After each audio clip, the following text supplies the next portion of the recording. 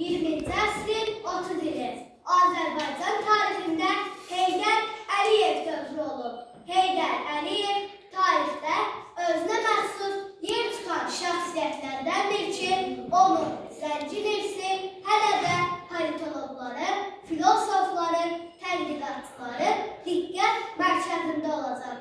Heydər Əliyev uzaq görən və qətiyyətçi siyasətçi olduğunu ilk rəhbərlik illərində 1969-82-ci illərdə sübut edir. Heydər Əliyevin gəlişi ilə ölkədə sürətli yüksəliş, milli ruhun inkişafı və mənəviyyatın tərəqqisi dövrü başlayıb. Azərbaycanda bir çox ölkələrdə konovet bir fikir formalaşdı. Bura təkcə Bakıda deyil, öz qədim tarixi, zəngin mədəniyyəti, intellekti olan bir ölkədir. Heydər Əliyev öz parlaq siyasi zəkası və istedadı sayəsində yeni Azərbaycanın gerçəklərini yaradıb və gələcəyə aparan yollarını müəyyən edib. Məhz buna görə də 1969-cu ildən bəri olan dövrü Heydər Əliyevin adı ilə sıx bağlıdır və tariximizə Heydər Əliyev dövrü kimi həkk olunmuşdur. Bu baxımdan Heydər Əliyevin rəhbərliyə gəlməsindən sonraki dövr milli özünü dərk etmə, milli özünə qayıdışın başlanğıcı kimi qəbul olunur. Heydər Əliyevin təşəbbüsü və gərgin əməyi nəticəsində Cəmşid Naxçıvanski adına hərbi məktəbin açılması Azərbaycanın həyatında çox mühüm bir hadisə oldu.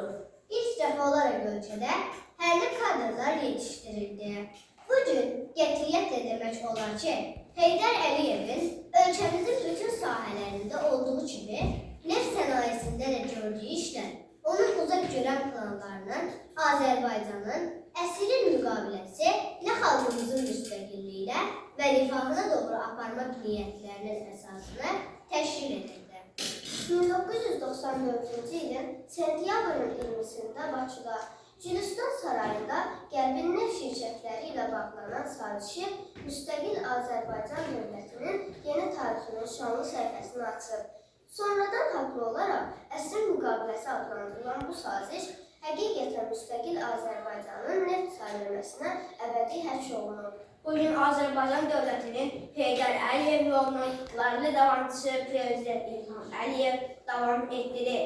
Azərbaycan dövlətinin qorunub saxlanılmasına və yeni Azərbaycanın qurulmasında Heydər Əliyevin ən yaxşı silahdaşı olan Prezident İlham Əliyev çox mühüm rol oynayır.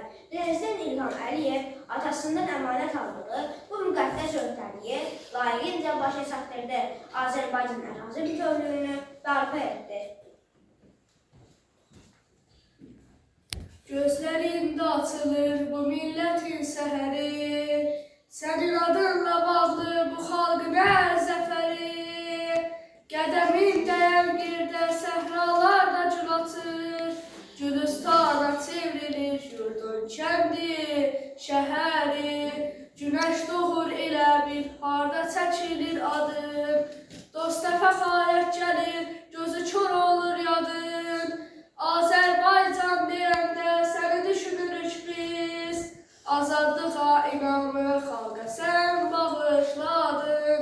Sənə bizi versən, kürəklər deyəcək, sənin bu günümsən, səninlə bir gələcək. Nə qədər Azərbaycan, nə qədər bu millət var, Heydər xalqım deyəcək, xalq Heydər söyləyəcək, Heydər xalqım deyəcək, xalq Heydər söyləyəcək. Sən bu çətin zamanda gücümüz, qüvvətimiz, sən bizim bu dünyada ən böyük sərvətimiz. Millətin imzası var imzaların içində, sənə halaldır halal ürün məhəbbətimiz. Səninlə bizi versən, kürəklər deyəcək, dünənin bu günümsən, səninlə bir gələcək. Nə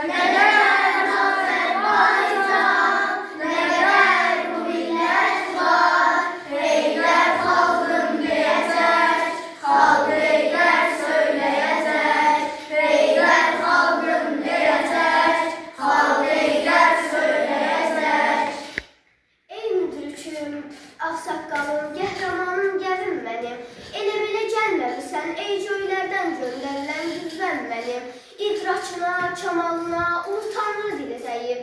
Əllərinə, tellərinə Allahımın əli dəyib. Ayaqların altında zəlziləcək xəyanət şər. Sən adi bir bəşər deyil, bir adım var, fövqəl bəşər.